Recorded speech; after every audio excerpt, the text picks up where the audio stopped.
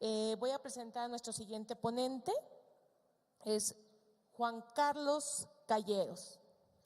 Él es licenciado en Relaciones Internacionales por el Colegio de México, maestro en Política y Gobierno de América Latina, así como doctor en Gobierno, ambos por la Universidad de Essex, Inglaterra. Ha sido director de Evaluación Política en la Oficina de la Presidencia de la República de 1990 al 94, asesor del secretario de Gobernación del año 99 al 2000, asesor e investigador del Instituto Nacional de Migración del 2005 al 2012, director adjunto de la Oficina de la Presidencia de la República del 2013 al 2016. Asimismo, se ha desempeñado como catedrático en Relaciones Internacionales, Migración Internacional y Política Comparada en diversas universidades públicas y privadas en México. Actualmente se desempeña como catedrático en licenciatura y posgrados. Es autor de los libros de Unfinished Translation for Democracy in América Latina, el Instituto Nacional de Migración y los Derechos Humanos de los Migrantes en México y los derechos humanos de las personas migrantes, un tema, por cierto, muy actual. Una guía para las y los servidores públicos. Asimismo, ha publicado diversos artículos especializados en diversos medios. Nuevamente, gracias y bienvenido el doctor Juan Carlos Calleros.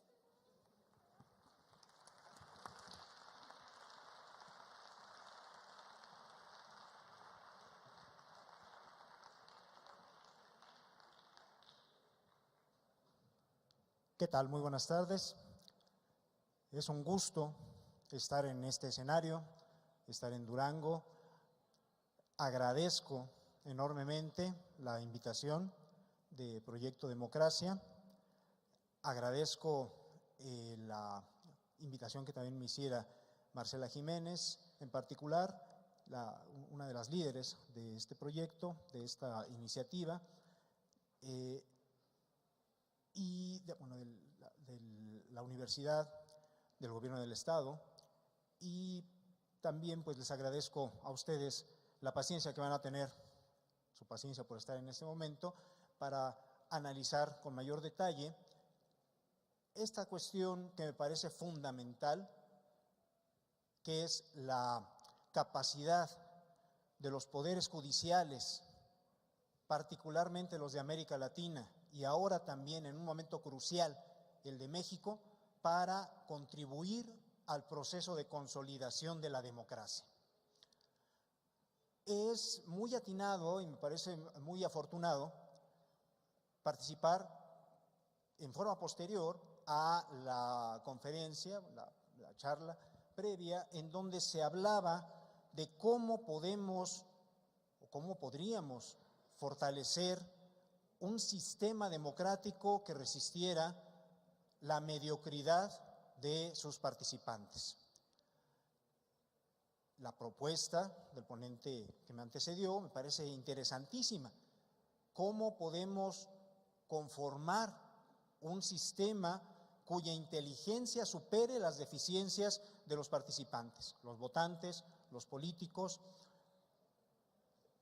Y esto me parece que nos debe llevar a entrar a los fierros de la democracia, a las estructuras, dentro de las cuales, ya cuando hablamos de sistemas políticos, entendido a un sistema político como un conjunto de partes interrelacionadas que funcionan con nexos y a través de procesos de una manera conjunta para generar un resultado a partir de ciertos insumos.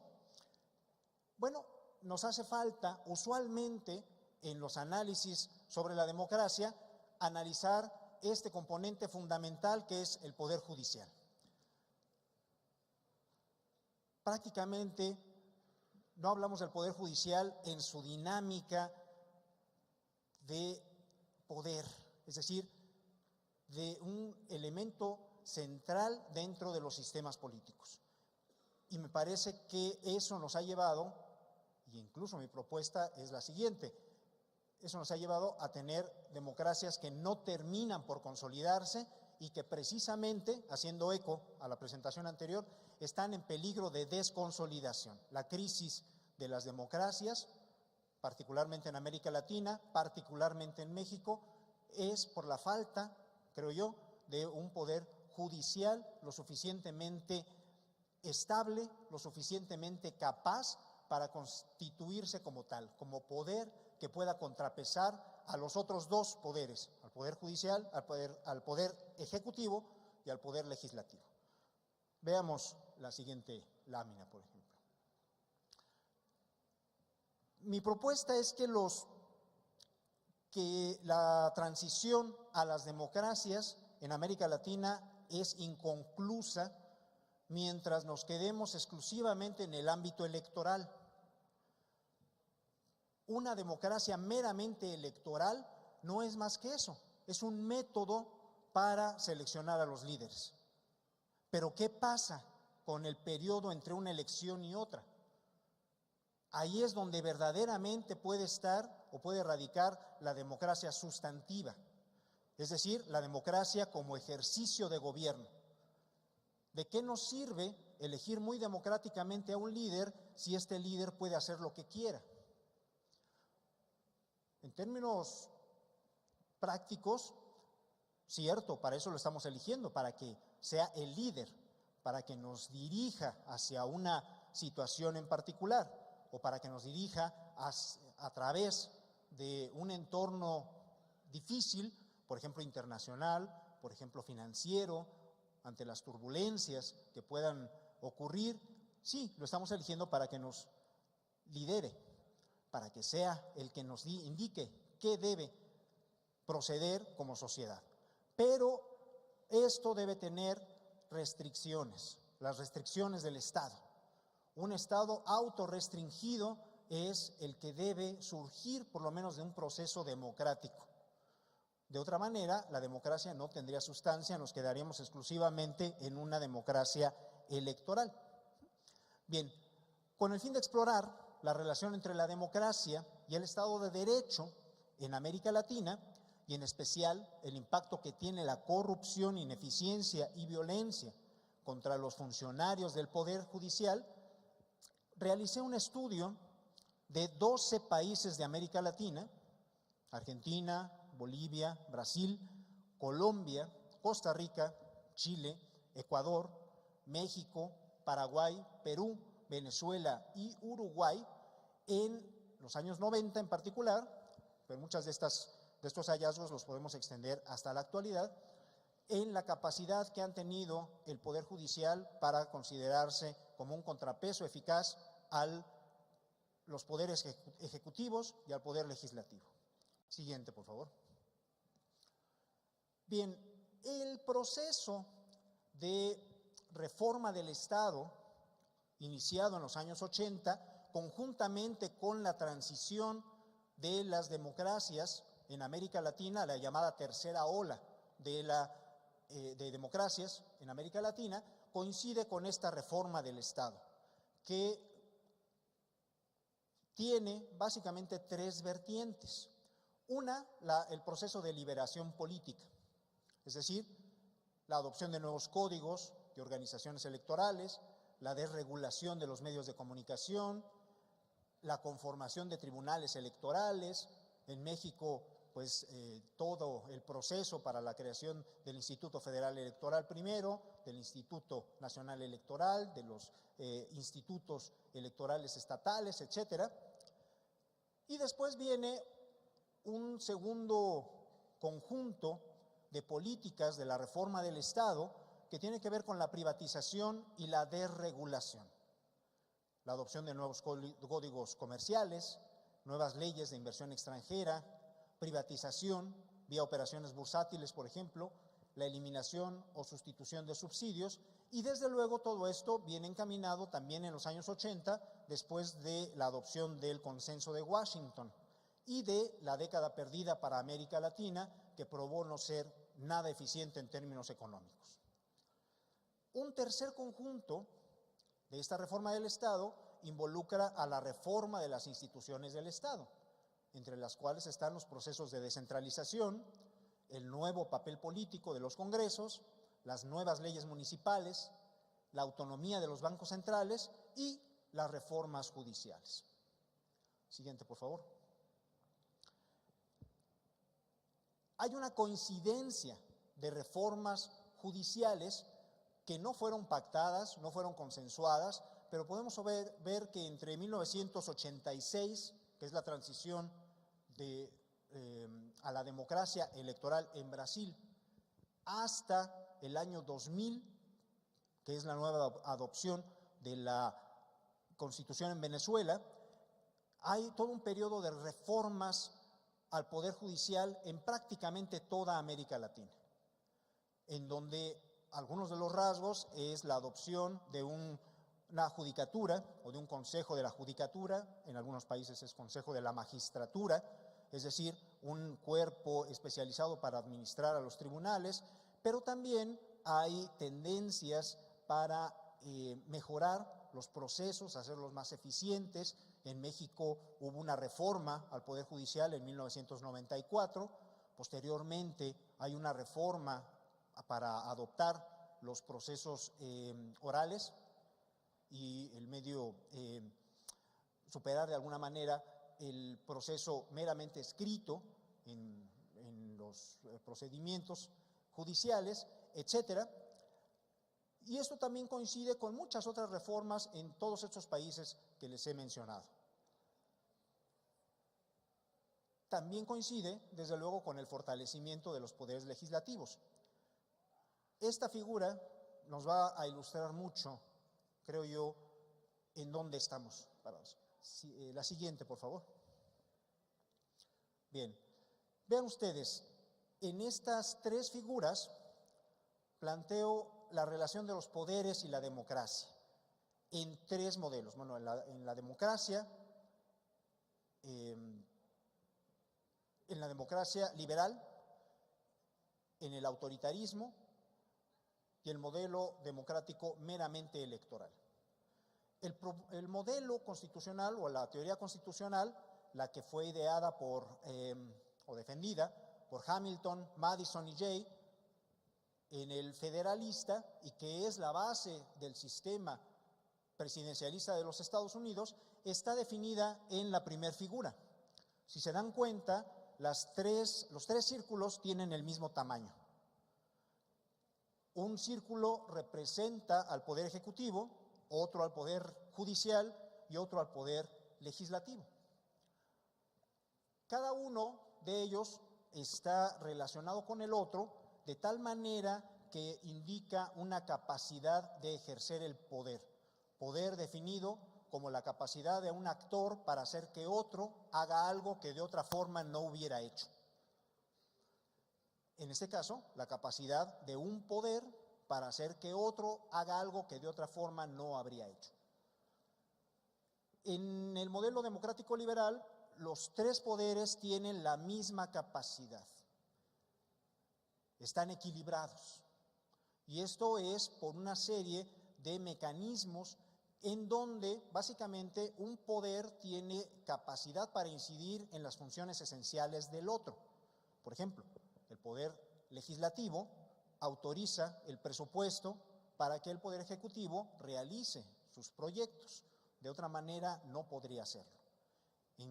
Asimismo, el Ejecutivo participa en la designación o por lo menos en nombrar propuestas para el reemplazo de los jueces de la Suprema Corte. Estos pueden ser, además, ratificados por el Poder Legislativo, mientras que el Poder Judicial pues tiene la capacidad de impedir que una ley sea promulgada por el Legislativo si la encuentra inconstitucional, o bien para oponerse, para considerar inconstitucional, acciones particulares del Ejecutivo. Con este sistema que se ha dado en llamar de pesos y contrapesos, como diría Madison, se logra que la ambición contrapese a la ambición. Dice Madison, si los hombres, las mujeres, los ciudadanos, fuéramos ángeles, no necesitaríamos gobierno. Si los gobernantes fueran ángeles, no necesitarían pesos y contrapesos, ni previsiones precautorias. Pero como no somos ángeles, ni los gobernantes son ángeles, son necesarios, fundamentales, los pesos, contrapesos y las medidas precautorias. Falso aquel que dice: yo soy honesto y por tanto no necesito que me vigilen y deben confiar en mí porque todo lo que voy a hacer es honesto. ¿Sí? Falso. Y ya lo dijo Madison y lo hemos visto a lo largo de la historia. Necesitamos contrapesos. El modelo autoritario que está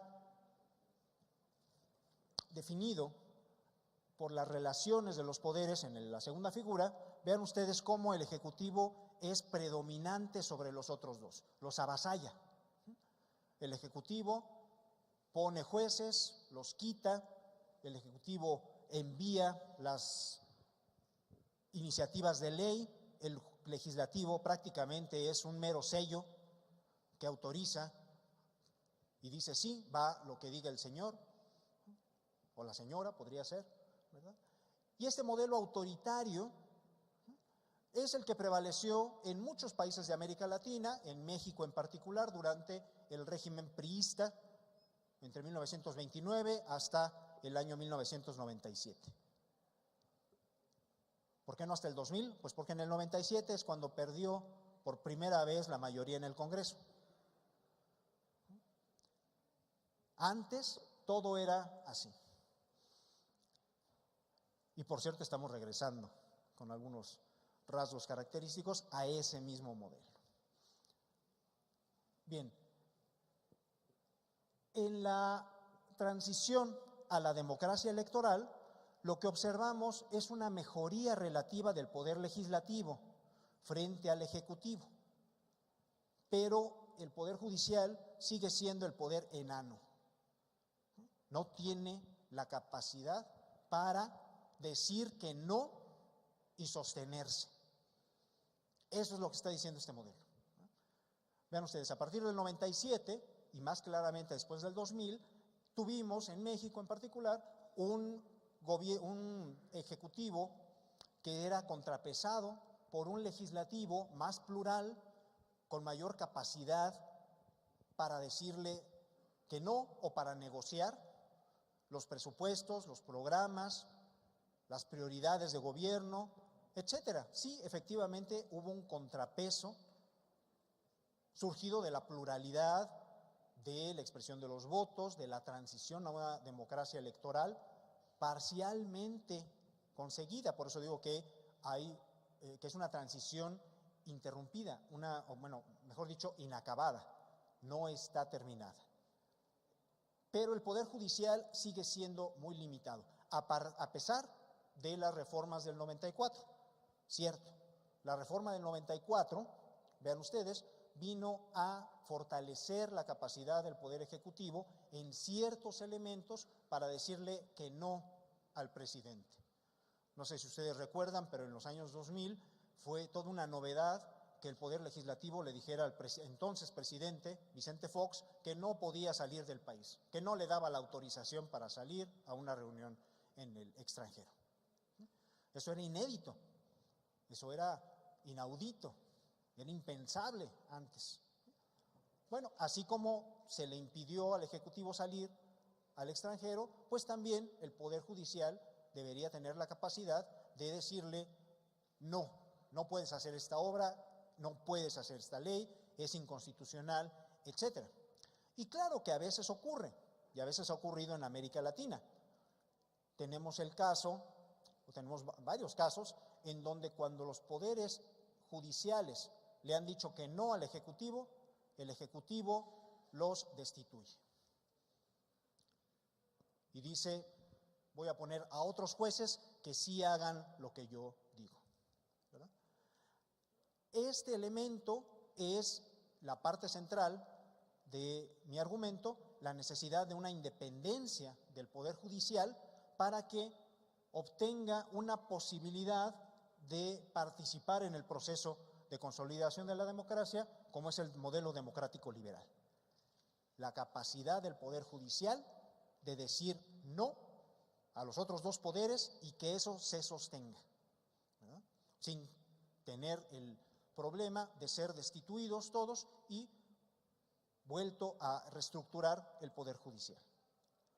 Resulta impresionante ver la historia de los poderes judiciales en el mundo y vean ustedes, los países desarrollados han tenido una inamovilidad de los jueces notable. En Inglaterra, en el Reino Unido, el acta de reestructura, o The Settlement Act, desde 1701, planteó la inamovilidad de los jueces que ha permeado en todas las decisiones judiciales desde entonces. La Suprema Corte de los Estados Unidos nunca ha sido reestructurada, a pesar de que Franklin Delano Roosevelt, estuvo tentado a reemplazar a los 9 jueces de la Suprema Corte que le impedían seguir aspectos clave de su programa del New Deal en los años 30. Roosevelt salió a las calles a manifestarse en contra de la Suprema Corte, que no le permitía realizar ciertas acciones específicas en favor de los trabajadores estadounidenses, y la Corte se sostuvo y dijo no. Ese fue quizá el momento más difícil para la Suprema Corte de Estados Unidos, en la posibilidad de que fuera reemplazada y vuelta a llenar con amigos o personas al menos favorables al presidente. No lo hizo Roosevelt y por eso se mantiene esa capacidad de esas Supremas Cortes. Pero lo mismo podemos ver en Canadá, Nueva Zelanda, Australia, Francia, Alemania, Italia, etcétera. Es decir, hay una gran correlación entre una democracia estable, democracia consolidada, y la capacidad política del Poder Ejecutivo para contrapesar a los otros dos poderes. En América Latina, lamentablemente, no tenemos esa historia de estabilidad del Poder Judicial. Van solo unas cifras para que se den cuenta de la dimensión del asunto. Bolivia ha tenido 17 reestructuras de la Suprema Corte durante el siglo X, desde 1850 hasta 1950. En el caso de Argentina son 15. Venezuela tuvo 12 y con las dos recientes otras 14. En México, la Suprema Corte nunca tuvo una tradición de independencia realmente del Poder Ejecutivo durante el siglo XIX. Sí la tuvo brevemente después del periodo revolucionario, porque la Suprema Corte estuvo integrada por personas vinculadas a las fuerzas revolucionarias entre 1917 hasta 1926, cuando la reestructuró completamente Plutarco Elías Calles. ¿Por qué? Porque le interesaba pasar ciertas leyes que eran favorables a sus intereses, a mantener la propiedad de los recursos del subsuelo bajo propiedad originaria de la nación, etcétera. Calles destituyó a todos los jueces de la Suprema Corte y nombró otros. Y de entonces en adelante, aunque en México se tenía la disposición constitucional de que los jueces eran inamovibles, eran vitalicios, en la práctica el promedio de mantenimiento de un juez de la Suprema Corte en su puesto era de 11 años. Renunciaban para irse de gobernadores, de procuradores, de diputados locales. ¿Por qué? Se supone que un abogado que estudia su vida, dedica su vida a la protección de las leyes y llega a ser juez de la Suprema Corte, de repente renuncia para irse de gobernador o para irse de procurador general. ¿Por qué? Bueno, porque esa era la lógica de la reasignación de sitios políticos en el sistema priista tradicional. Sí, quien no estuviera bien con el PRI, no podía aspirar a mantenerse como juez de la Suprema Corte o su carrera política iba a ser truncada, ¿verdad? Esto cambió con, nuevamente, ¿sí?, se reasignó o se reestructuró la Corte en 1994. Todos los jueces fueron removidos y se nombró a otros por el entonces presidente Ernesto Zedillo. Los jueces fueron reducidos de 21 jueces, a 11. Y esto, desde luego, significó que todos los jueces eran afines a ese gobierno. Pero de manera paradójica, a partir del 2000, el nuevo presidente, Fox, entonces se encontró con una Suprema Corte que sí era capaz de decirle que no en ciertos elementos, en ciertas acciones. Además, se promovieron las acciones de inconstitucionalidad y la confrontación de poderes. Es decir, la Suprema Corte tuvo mayor capacidad de mantenerse en ciertos elementos, quizá no en todos, para decirle que no al poder constituido. Fox, desde luego, es quizá responsable en buena medida de lo que estamos viviendo ahora. A pesar de las controversias constitucionales y de las acciones de inconstitucionalidad, Fox ideó o encontró una manera de, si no tener a una corte totalmente dispuesta a sancionar lo que él dijera, por lo menos a no tener su hostilidad, y él fue el que inauguró los supersalarios de la Suprema Corte, con los cuales estamos lidiando en la actualidad, ¿sí? Era una manera de darle la vuelta a esa disposición y de mantenerlos al menos contentos, de tener una buena voluntad por parte de los jueces de la Suprema Corte. De manera paradójica, ese mecanismo de control es justamente el que está siendo cuestionado por el actual gobierno, pero llegaremos a esto en un momento más. Bien, siguiente lámina, por favor. Una corte que sea eficaz para contribuir al proceso de consolidación de la democracia, desde mi punto de vista, debe ser capaz no solo de decirle al Poder Ejecutivo y a los militares que no y que se mantenga, o juzgar a los militares si es que eso llega a ser necesario. Estoy hablando de la generalidad de América Latina, por supuesto, no nada más del caso mexicano, pero también debe ser capaz de preservar los derechos fundamentales, es decir, los derechos humanos, y de controlar la corrupción. La corrupción se controla con la aplicación estricta de la ley y poniendo, como reza el dicho, muchas veces mencionado, poniendo en la cárcel a los corruptos. Maravilloso. Sí, hay que poner en la cárcel a los corruptos. Pero resulta que cuando vemos los datos, cuando vamos a los procesos judiciales y los revisamos, vemos que hay muy pocos corruptos en la cárcel por ese delito. ¿Por qué? Porque para comenzar no está bien tipificado lo que queremos decir como corrupción. Una cosa son los sobornos, otra es la corrupción sindicada, otra es el speed money, el dinero que se da para acelerar los procesos, otra cosa es el tráfico de influencias, otra cosa es el conflicto de intereses, etcétera. Es decir, hay que tipificar mejor el proceso de corrupción y desde luego el cohecho o los sobornos.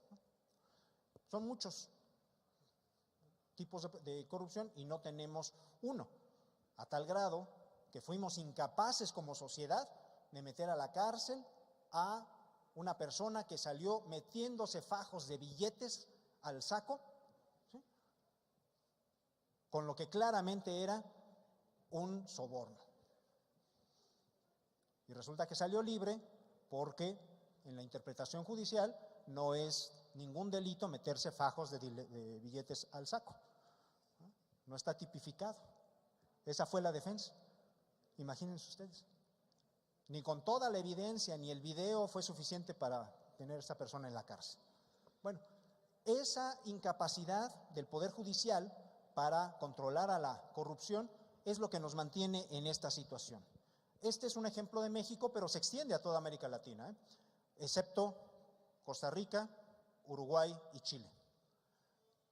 Bien, vean ustedes cómo el índice de percepción de corrupción, marcado con esas barras, de 1996 al 2016, se mantiene prácticamente igual, alrededor de 3, de un indicador de 10.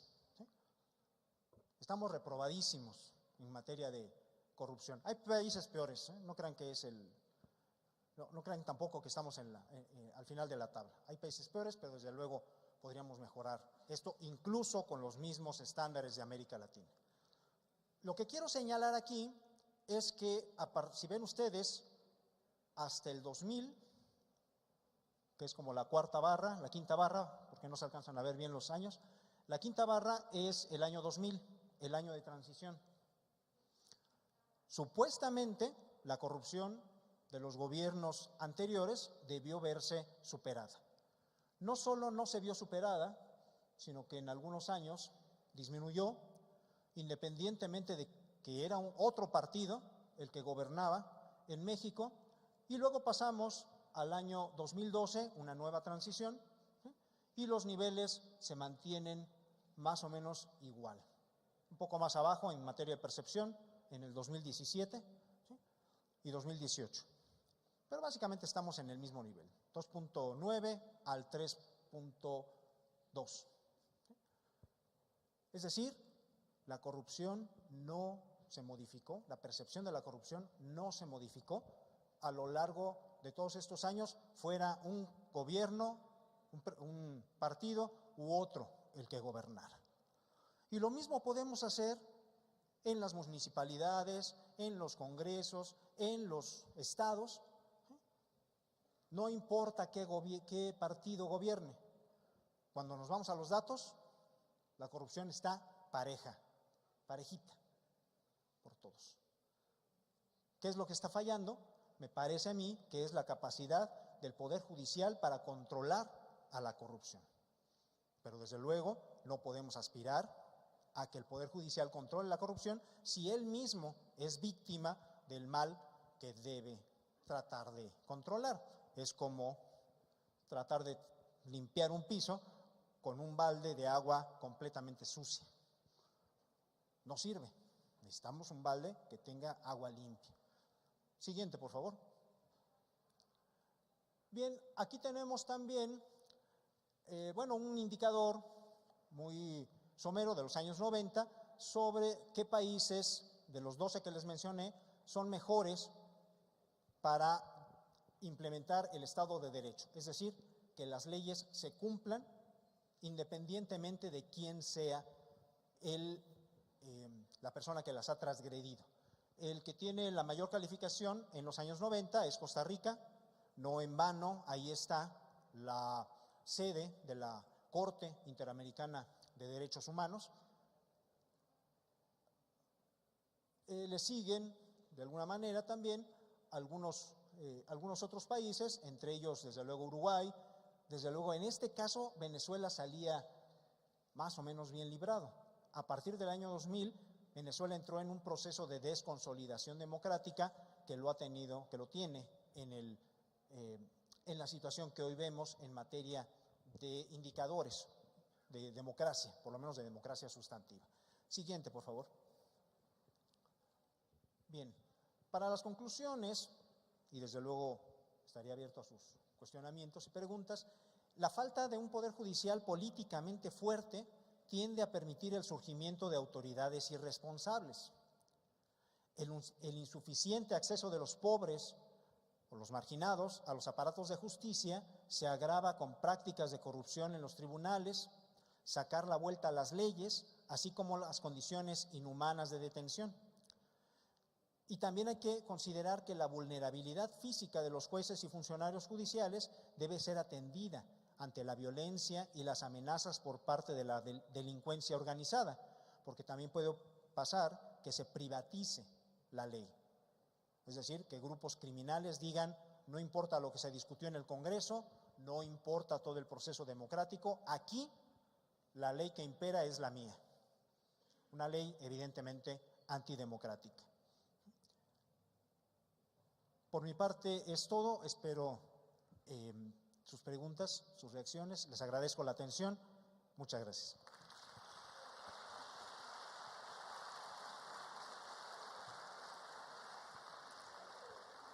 Agradecemos la aportación que hace el doctor Juan Carlos Calleros y surge una pregunta muy interesante, doctor. Dentro de la conferencia que estaba usted marcando, el artículo 61 constitucional dice que son inviolables los diputados y senadores por la manifestación de sus ideas y el Congreso se las arreglará para hacer que se prevalezca el fuero. Algo que tanto se ha atacado, algo que tanto se ha debatido sobre él y que en un ánimo de desaparecerlo por considerarlo que es una prebenda que tienen los diputados, ¿no considera usted que es una real amenaza a la democracia el eliminar el fuero constitucional? No me lo parece, porque las democracias consolidadas no tienen ese fuero. Los fueros en México fueron instituidos durante la conquista, el fuero militar, el fuero religioso, y posteriormente el fuero religioso fue eliminado en la Reforma, pero se mantuvo el fuero militar. Originalmente se le dio el fuero militar a los conquistadores porque, claro, tenían que llegar a conquistar, tenían que llegar a ejercer cierto nivel de violencia para que eso ocurriera, y todo también en ánimos de esparcir la fe católica. Por eso se les dio manga ancha, o se les dio, digamos, una cierta capacidad para no observar las leyes que serían requeridas en otras circunstancias. Y cuando se independizaron los países de América Latina, pues se mantuvo esta idea del fuero religioso y del fuero militar como parte de la institucionalidad, más por costumbre que realmente por un arreglo institucional heredado de España. Eso no existía en España, de hecho, y esto se mantuvo también al ámbito político. Es decir, llega un momento en que el fuero o la necesidad de imputar delitos del orden común a los diputados, previo un proceso de lo que llamaríamos en Estados Unidos impeachment, o un procedimiento que requiere remover esa protección, pues ha generado muchos abusos, ha generado la capacidad prácticamente arbitraria de, no solo para los diputados, los senadores, también para muchos funcionarios públicos, incluyendo el presidente de la República, para realizar acciones que, mientras no sean consideradas graves, puedan ser de todas maneras importantes bloqueos para la democracia.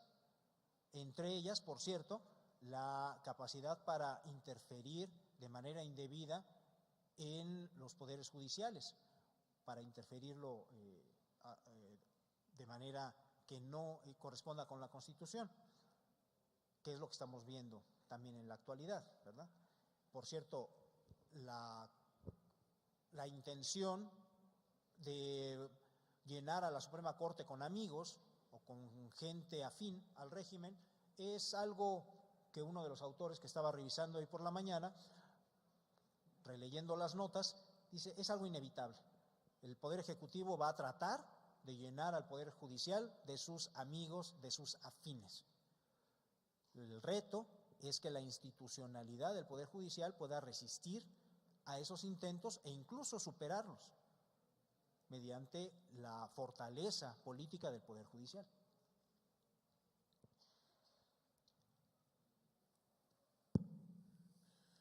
Y sobre otra pregunta que también surge, que también viene a la misma relación de la alineación de los poderes legislativo y judicial a las élites gobernantes, ¿no cree usted que las leyes que se están actualmente, que se está legislando para ello, sea un empoderamiento del Poder Ejecutivo, es decir, los sueldos vitalicios de los expresidentes, la misma eliminación del fuero y todo aquello que va con el debilitamiento de los otros dos poderes, cuando el artículo 49 constitucional marca en la división o en el supremo poder, que es el legislativo, el verdadero representativo antes que el mismo ejecutivo, y por último el judicial, y que estas leyes las va reformando el ejecutivo, que es el titular, y por esto el mandamás, en pocas palabras, el que dicta la agenda para poderse empoderar sobre los otros dos poderes. Precisamente de eso se trata, de que no haya un mandamás, de que no haya alguien que pueda imponer su voluntad.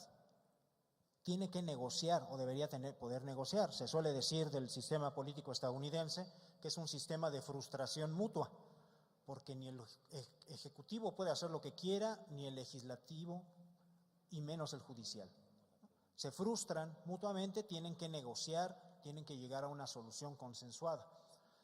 En el caso de México, mencionaba en la presentación que el mecanismo de los supersueldos fue inaugurado durante el gobierno de Fox, y este gobierno, en lugar de aprovecharse de ese mecanismo, insiste en la necesidad de que los jueces de la Suprema Corte se bajen el sueldo.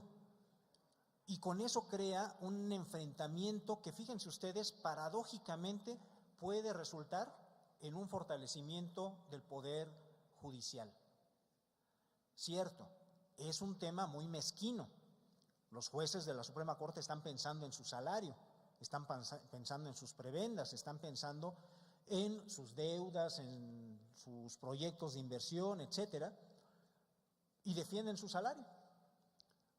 Es un tema muy mezquino, pero paradójicamente puede llevar a el fortalecimiento del poder judicial, si es que lo resiste. Porque, como dice Madison, la ambición debe contrapesar a la ambición. Nada más ejemplificador que este caso. Muy bien, y ya casi por último, si en Colombia existe una verdadera justicia transicional, ¿por qué en Colombia todavía no se ha podido reparar a las víctimas del conflicto armado? Pues entonces no es una verdadera justicia transicional. Es decir, la justicia transicional se refiere a la capacidad de un régimen democrático para llevar a proceso a los perpetradores de violaciones de derechos humanos del régimen previo, un régimen usualmente autoritario, en este caso militar, o restrictivo de los derechos humanos. Y la justicia transicional, lo que ocurre es que pues pasa en un entorno de transición política, en donde quienes están dejando el poder lo hacen, si no han sido avasallados política o militarmente, pues lo hacen con una negociación de salida para que el poder entrante pueda a sí mismo gobernar. Eso lo vimos en Chile con Pinochet, donde Pinochet llegó a decir: el día que el poder judicial, el día que toquen a uno de mis soldados, se acaba la democracia en Chile, ¿no? Lo mismo puede estar pasando en Colombia. Es decir, puede ser resultado de compromisos entre el régimen saliente y el régimen entrante, o el gobierno saliente y el gobierno entrante, lamentablemente. Muy bien, ya prácticamente para conclusión y recogiendo las palabras que usted mismo menciona, es necesario precisar que cuando hablamos de la cuestión del fuero como un tema de la alineación de los poderes legislativos, parece que ya superamos esos vicios de los gobiernos locales. Sin embargo, si estamos hablando a lo mejor de estados como ahora la Ciudad de México, Jalisco o varios estados donde se respeta realmente a las oposiciones, existen también estados donde no se respetan a las oposiciones. Entonces los diputados deberían de tener hasta cierto punto un blindaje contra la manifestación de sus ideas. Hubo un caso muy sonado en el estado de Colima, donde el otrora senador Jorge Luis Preciado fue encarcelado por hacer una manifestación contra el secretario de Salud en ese entonces. Entonces yo creo que el fuero debió haberse quedado todavía un poco más por esta tentación que se llega a tener Como conclusión solamente la dejo. Sí, y es muy importante que se señale este caso porque si bien en México hubo una reforma al Poder Judicial que le dio mayor asertividad, mayor capacidad de resistir a los otros dos poderes a nivel federal, esto todavía no ocurre a nivel estatal. Es decir, los tribunales superiores estatales, en muchos casos, tienden a mostrar una mayor debilidad aún frente a los poderes ejecutivos y poderes legislativos locales. Este caso que señala en particular no habría pasado a mayores si el Tribunal Superior de Justicia de Colima fuera lo suficientemente fuerte como para defender los derechos políticos y civiles de este político, ¿verdad? Como no es así, entonces vemos este avasallamiento del poder estatal de manera arbitraria, deteniendo a un oponente político. Es decir, no habría necesidad del fuero con la intención que se menciona si el poder judicial estatal fuera lo suficientemente fuerte, que evidentemente no lo es. Muchas gracias, doctor Juan Carlos Calleros, por esta brillante conferencia. Muchas gracias.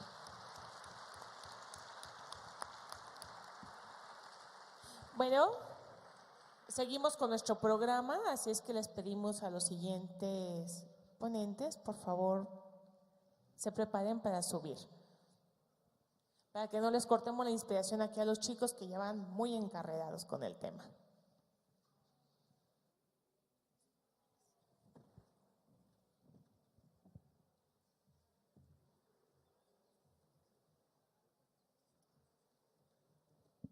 Becarios, por favor, suban.